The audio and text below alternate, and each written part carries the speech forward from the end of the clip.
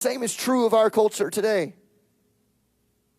Our culture says that pornography is good and can even be a helpful thing in a relationship, in a marriage. In fact, our culture promotes those who engage in pornography and oftentimes presents it as a viable means of living, making a living. Our culture insists that self-pleasure and masturbation is a good and beneficial and healthy behavior that we should probably do often if we're not with anybody. Our culture encourages those who engage in homosexual behavior to be proud of their behavior, and they march in parades for it. Our culture preaches that open marriages can often be a healthy option for men and women who are married and maybe struggling in their marriage. Our culture provides websites and apps for those who want to cheat on their spouses and engage in casual sexual behavior. In fact, I would say that our culture often normalizes adultery to the point that some people in some marriages think that that's just how life is, that they're just expected for their spouse to cheat on them. Our culture